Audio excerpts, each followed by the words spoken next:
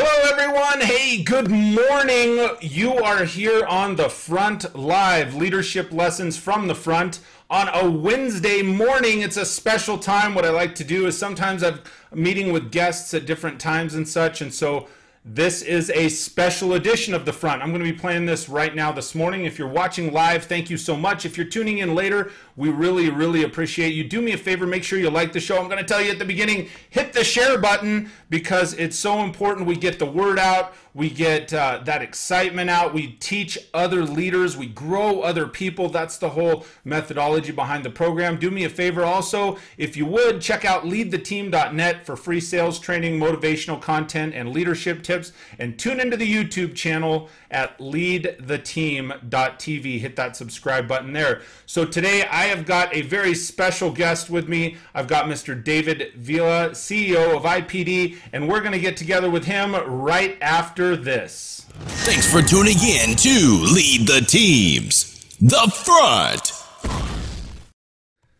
Yes, and we are live again. My name is Mike Phillips. I will be your host. Right over here on my left is Mr. David Vila. David, how you doing this morning?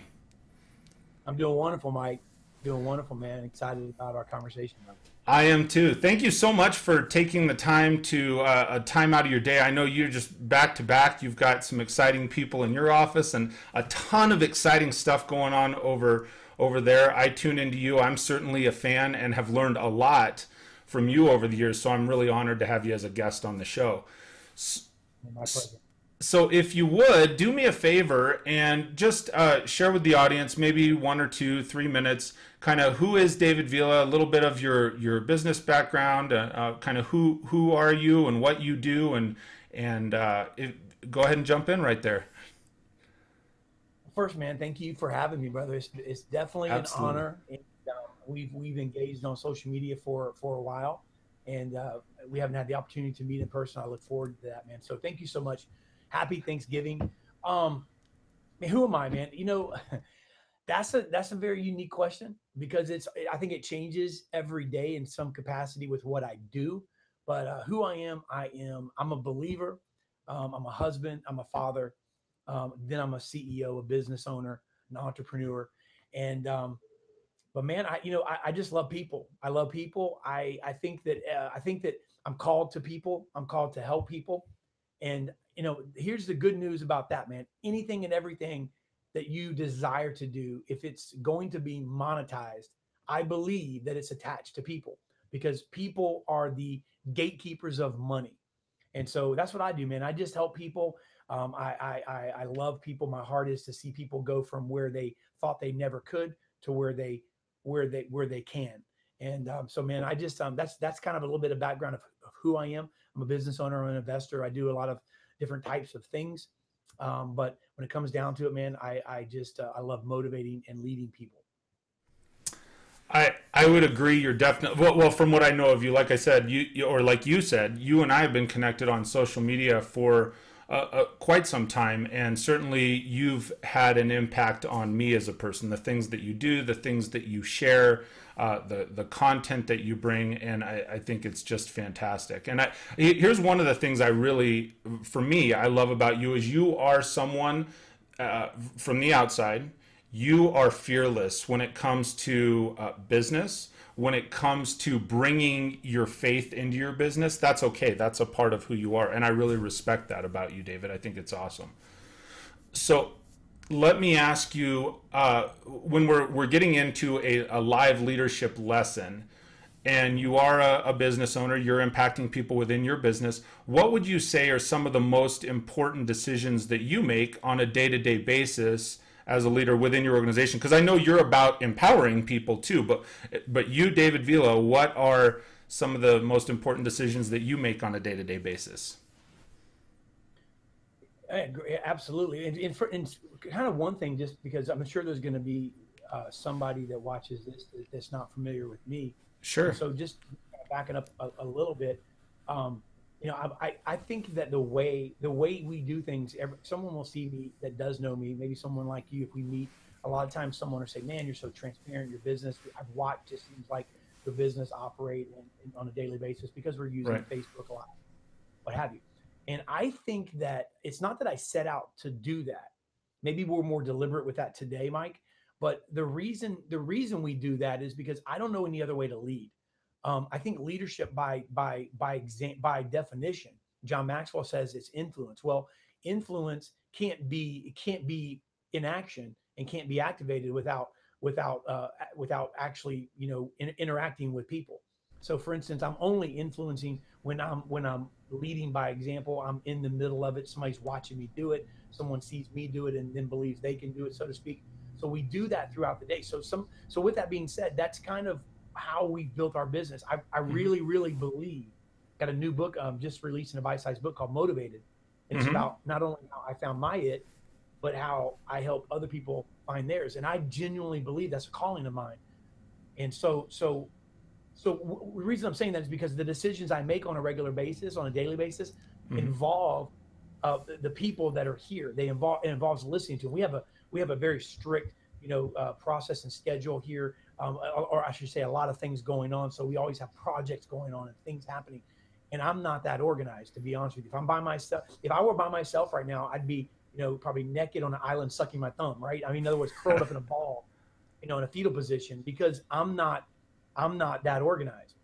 I look that way because I've surrounded myself, which is a gifting of mine, surrounded myself with people who are. So when we have these visions and these ideas and these thoughts, although some of them come from me, some of them come from you know team members. I was in a meeting with someone this morning in my marketing department, and we were talking about something regarding the new book, and there was a tagline that we were kind of mulling over that I'd said, hey, this I think this is the tagline. Well, one person didn't like it. I said, well, what's so and so think about it in there? Well, they were neutral. I said, what do you think about it? And then this person said, well, I like it when you say it, but I don't like it as a tagline. So one person didn't like it. One person was neutral. And the other person said, I like it, but I don't like it written. I said, scrap it. In other words, Hmm. my idea is not always the right idea. And so I guess what my point is that because we do these things together, my job throughout the day is kind of shepherding those, bringing people together, and just making sure that we're continuing to drive forward, and then leading by example, getting my hands dirty, doing the work with them, not just saying, "Hey, do this," but trying to make sure I'm out working or at least on par to work as hard as anybody in the office. Yeah, no, that's great. So what I when you're talking about when you said, "Hey, look, I have one person that likes it, one person that's neutral, one person that doesn't," as a tagline, what makes you say immediately? So if one person disagrees with it, are you saying scrap it, or does it just cause you to think a second time? Why the immediate? Hey, we scrap. And I respect that. I'm just curious of what your thought is. Yeah, yeah, 'cause I believe in, and I haven't always subscribed to this, but I believe it at the core now. Collaboration is imperative. So, for instance, I used to surround myself with people that were like me, and Mm-hmm. then we became very lopsided, and we shared the same strength. So we were heavy in strength, but we were very heavy in weakness as well. Because if you surround yourself with people like you, then most likely they have the giftings and also the weaknesses. So now I surround myself with people that aren't like me, but their strengths are where my weaknesses are, vice versa. So if one person says, I don't like it, no, I don't. First thing I say is why, because I don't want it to be driven by emotion or driven by, and all of us are prone to do this. Me, still, them, Sure. everyone is prone to, because I don't like it, because that wasn't my idea. So if I say something to somebody and they say I don't like that, the first thing I want to say is why. Tell me why, because it's not about it. If I'm going to write a book, it can't be about me. Like, for instance, if I'm in my car and my SUV my holds five people, I'm in there with five people, I might be the only one that likes a certain genre of music. So if I'm by Mm-hmm. myself, we're going to listen to what I want. If I'm with five people, then I may want to check, because I like it doesn't mean they will. And so and everyone has different tastes. And so I guess my point is I'll say why, and I want to hear. I Sure. want them to qualify that answer. But if so, then but with this case, for instance, I know these three people, and so I said, what does so and so think? What do you think? And so I got the collaborative answers, and I realized that nobody loved it. So if I'm going to write a book, there's a good chance that the three personality types that weighed in are going to be people that purchase it or Right. and or use it, and so not just a bunch of needs. No, I think that's fantastic. So what other ways do you encourage more creative thinking? I think just by you asking why, I think that's one excellent way. What other ways are you encouraging? Because you seem to be very collaborative on camera. I've watched you broadcast your Monday morning sessions and certainly ADL and some of the other things that you do from outside. Behind the veil, what are some other things that you do to encourage more creative thinking in your organization, especially if they weren't your ideas and stuff that didn't, you're like, I don't know if I agree with that. How do you approach that? It's still a work in progress. And anybody, there's a couple of people that are in my office now watching this who are probably not their head yes. But so number one, it's a work in progress. I'm not by any stretch of the imagination there yet. Because I think with any driver, with any type A personality or with any, front person, there is, and this is your show, right? Right. It has the front. With any front person, I think there's a tendency. I know there's a tendency to probably struggle in your natural self without the governing of maybe spiritual or governing of building habits to kind of govern that or to direct that. The control aspect is there. So I'm a control freak by nature. Again, if I were by myself, my way is the best way. And so and sometimes I'll bulldoze over and things of that nature, which is not a good thing. Sometimes it is. So one of the things I do is try to keep that in check, and I ask a lot of questions. So if I sense that because I'm doing it, then I'll usually see that in maybe the eyes of people I'm around. I'll say, look, so talk to me, tell me, and a lot of times pulling that out of them, making that environment where even if it doesn't seem that way, ultimately, if I'm passionate about it, doesn't mean I don't want to hear your take on it. So I got to pull that out and maybe create in a place where I insist on you telling me the truth. I'm not going to get offended by it. I may disagree, and I may throw a temper tantrum. I may get mad that you don't agree with me in some ways because there's some ideas that I'm just going to hold on to, and they're like yeah, I'm right. And it doesn't mean here. Let me tell you the book that changed my life on this. Mm-hmm. Again, it didn't change my tendencies. It changed my life because I try to apply it. Besides the Bible, is a book by Patrick Lencioni called "The Five Temptations of a CEO." And I have it right behind me, but it's a book of a fable. It's written in a fable sense. It's a story, and it's a five temptations of a CEO. And I won't get into them except for one, and that is the one temptation. This is a temptation, so it's viewed as a negative. It's viewed as a negative. It's viewed as a negative on to a CEO. It is that your desire for harmony in your leadership team. So that's a temptation. That's a negative. That's a negative. So for instance, if I'm in my leadership team, I desire harmony so bad that I will squash out the ideas, when the reality is the right way to do it is to disagree, to literally be okay with, in my leadership team inside of a room, to have even some knockdown dragouts. Look, get aggravated at each other, which we do.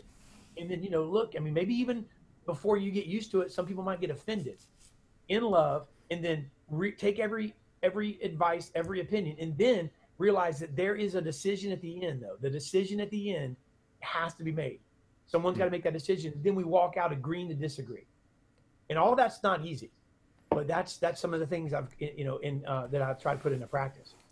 No, that's, I think, absolutely fantastic. I find myself, as I'm listening to people on the show, and if anyone hasn't seen, I've said this behind the scenes, my ulterior motive of doing the show is I get to learn from just amazing different perspectives from people like you. And so as I'm listening, one of the things, going back just a moment, that you shared, and you said, hey, look, and you're talking about the desire for harmony.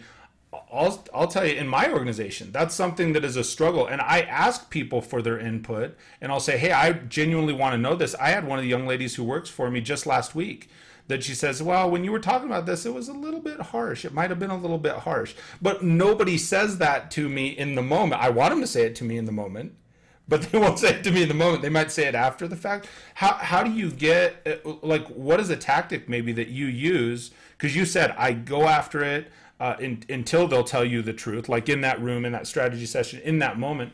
What's a strategy that you use to get them to be just absolutely honest, straightforward in the moment, man? Well, and it's a huge work in progress, because it doesn't, no matter what, there are times when that doesn't happen.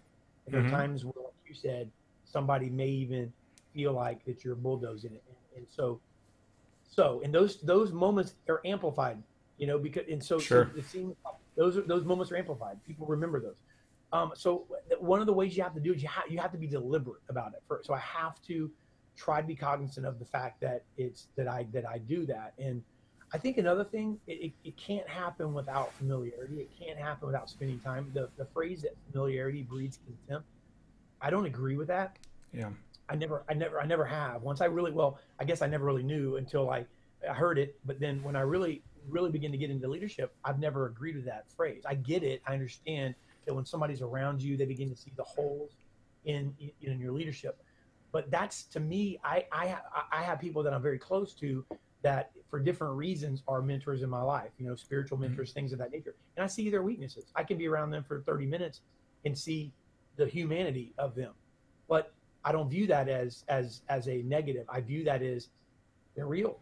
And so Sure. I think that familiarity doesn't breed contempt. I think that it exposes your strengths and weaknesses, but it also allows you to have true leadership. And I think that the key is, I think familiarity will breed contempt when your heart's not in the right place.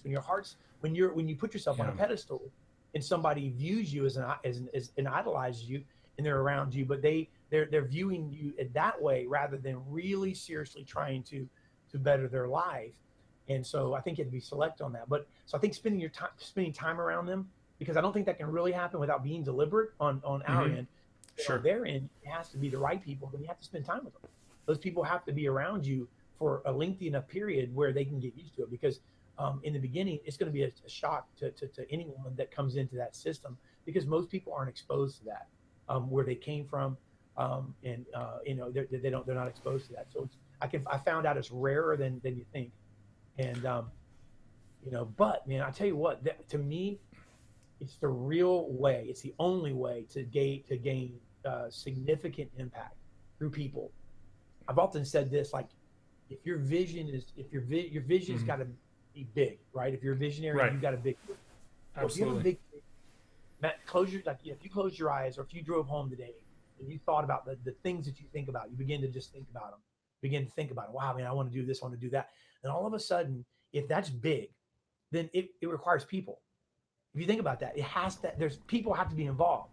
Right. Because if no one's involved, it's small. But if it's big, people are involved. Anywhere there's people involved, then you have to also look at their dreams and their desires and their passions and their its, because they're going to do it way because they're told so. They're going to do it because they want to do it. And so those are all secrets and keys. And I agree with all that too. And then especially right now, I think there's a when you're talking about the familiarity, I think there's a false sense of familiarity with as much social media, online interaction, and there's not that real connection. I think there's a lot of value in really being on that level and connecting with somebody in person. I think there's a lot of value still, for lack of a better term, when you have that real one-on-one body language. Sometimes, people can fake it, certainly behind social media, behind a computer, with your words, all of those things. I think that familiarity and that real life connection is very, very valuable. Hey, I want to ask, I'm sorry, go ahead. Well, I'm just going to say about that. I think that I think I agree with you, wholeheartedly agree with you. And unfortunately, there's a lot of that out there, and you can't stop that. I view this at a surface level, and it goes right along with the book. The book has been in my heart for the last few months. I spoke on it at Hustle and Grind. Motivated, it has it in it. But the reality is, there's three phases, really quick, and this is I think this helps define that to me. Motivation is what you see on social media. If you don't know that person, really, Sure. until now, we're engaging more. So now we're moving. But really, the only thing I could provide to someone that doesn't know me is motivation. So then when you begin to motivate somebody to the place where they take action and they begin to apply that, even if you don't know them, then I think that then you're inspiring. It moves from motivation to inspiration, because motivation is somebody hearing it. Inspiration is someone to apply it. But then for me to really impact someone's life, I have to influence it. And influence, and it costs something. Influence Right. is a smaller circle, and it's kind of like it's kind of like Christ having the 70, the 12, and the three. He's got Right. the 70 that he impacted that you never really heard about, and you got the 12 that you hear about a lot, and you got the three that he pulled aside and took special places. He influenced their lives, and I think that unfortunately, there's a lot of people that you need to probably stick to motivation with. Hey, let them motivate you if they motivate you, but if you Right. start spending time around them, they probably don't have much to influence you with, and it is what it is. But I no, I find myself too on the show. I'm often going, "Oh my gosh, yeah, I agree with you." Preach, David. Get it. I love it, man. Hey, as I know we're kind of coming to the tail end, and certainly with respect for your time, I do have one question I want to ask. There's actually two. I'm going to try and squeeze them in here. One, tactically, what do you, David Vila, view as if you could give me like three key characteristics just written, look, hey, here's the three characteristics I look for when I'm hiring or talking to, like when you're engaging with another leader, when you're hiring another leader within your organization, what are three characteristics that you look for? I yeah, know that's a shift gears. no. I think yeah. So I don't hire typically I don't hire Mhm. leadership from without. I usually promote from within on Okay. leadership. So either way, I mean, I have, and I'm not saying I wouldn't. It's just got to be, but it is somebody definitely that I'm probably familiar with to some degree. Sure. So that question, I'll just kind of pose it from that standpoint. I look for someone who's a servant, someone who's already doing the position before they get the position, and because I think leaders lead. One of my favorite thoughts for leadership is a leader without a follower is just taking a walk. They're not, I um, love it. they don't have anybody following them. So I think that leadership, people are already following your lead, and so I look for that servant heart. They're not out jockeying for position, because there may not be one available or to their knowledge. So they're serving. Um, I think that one of the things in leadership, one of the characteristics that I would always look for, and this is in a lot of hires, and probably every hire that I would make, even though I'm not directly interacting with half the hires here at the company, I have people that do it, but passion. Um, passion is contagious. My wife came up with this a few years ago, but passion is contagious, and so where it says passion is two syllables, I like to think of it, and she came up with this, full disclosure. um, All right. pass it pass it on, PASS-IT-ON, pass it on. It's contagious, and so I look for passion, because when someone's passionate then about their life and about and about what they're doing, then they're gonna be passionate, you know probably with anything that they really put themselves into. So I think serving, passion. And then I think that one of these things, and it's probably hard to if you're hiring from without, maybe to Sure. see this, but if you're hiring from within, I think persistence. I think someone that has a tenacity or the persistence that like failure doesn't stop them. Maybe you can kind of link that in with attitude. That kind of all links in together, because it's how they react. Everyone fails. It's how they react. Do they get back up? How is their attitude when they fail? When they have a bad day, how is their next day? Do they let it roll off their back? And it doesn't mean it doesn't bother them, but I look at the attitude and persistence and tenacity. I look at those things that they're connected, and I think that's a big attribute for leadership, because if especially in leadership, when you start becoming responsible for other people, not Hmm. just yourself, you're going to experience failure at a multiplied level. When you're leading a team or people, now all of a sudden you don't have just your failure is attached to multiple failures. And when you have 8 cylinders and only 5 of them are shooting, you got 3 over here. You want just all 8 to operate at one time. It doesn't really Right. happen. I think that tenacity, that attitude, that persistence, that ability to keep going is a key too for leadership. I think that's strong. Failure is fuel, right? Especially for some leaders, failure's got to be fuel. So, and again, I know that as we come to a tail end here, do me a favor. What is the best way? First off, you have any final thoughts? Anything else you want to add to wrap it here at the very end? Well, if I just give you some encouragement, man. I love what Yeah. you're doing, and keep impacting people, because it's evident what you're doing is for people, is for those that you serve. And I just want to encourage you, man, just to keep putting it out there, keep putting that content. I think that you have a lot to say, and I think that that's the key, the heart behind it. So if anybody's watching and desires to write a book, or begin to speak and do things, I would encourage them to start where you are, because sometimes we look at the audience, and we say, man, I want to speak to the masses, but I only have two in front of me that are these two that are in front of me in my chairs in my office. Speak to them first, so because I believe that that's the way it has to start. And I remember the days when I only had the one person to speak to in the chair, but in my visions and dreams I was speaking to thousands. Today I'm speaking to thousands, and now I see stadiums, or I see the world. And so I would just encourage people just to not quit.